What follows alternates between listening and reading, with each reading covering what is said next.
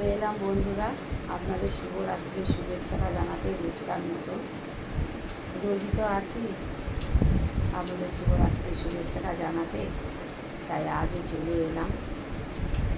তো কেমন আছেন বন্ধুরা আপনারা? আশা করি ভালোই আছেন।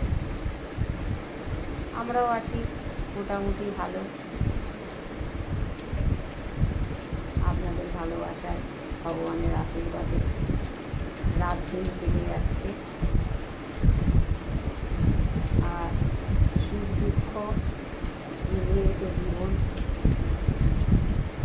ওঠা নামা সব কিছুই মিলেমিশে থাকে। যাই হোক, কোনো রকম চলে যাচ্ছে।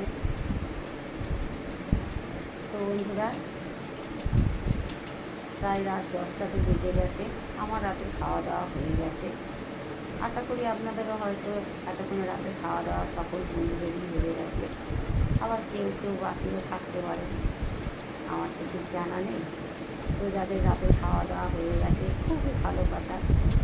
আর যাদের এখনও রাতের খাওয়া দাওয়া হয়নি তারা খাওয়া দাওয়াটা সেরে নিন। আমারও তো রাতের খাওয়া হয়ে গেছে। এবার বসে বসে ওই ডেলিকার রুটিন যা একটা একটা করে মেডিসিন খাচ্ছি, ঠিক আছে। আর কী বলবো বন্ধুরা, সকলেই ভালো থাকুন, সুস্থ থাকুন, ভগবানের কাছে এই কামনা করি আমার বন্ধুরা সকলেই যেন খুব খুব ভালো থাকে।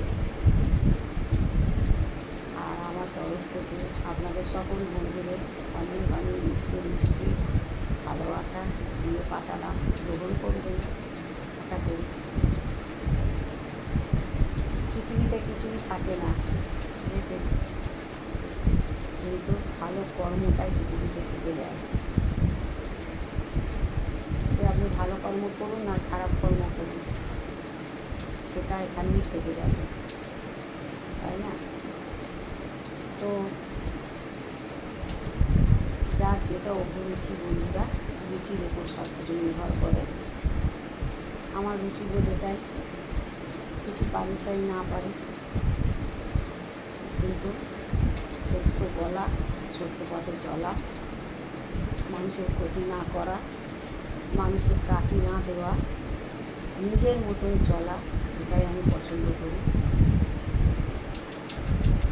আর কে কী পছন্দ করবে সেটা তাদের নিজেদের ব্যক্তিগত ব্যাপার, তাই না? আমি যেটা পছন্দ করি সেটাই বলে দিলাম।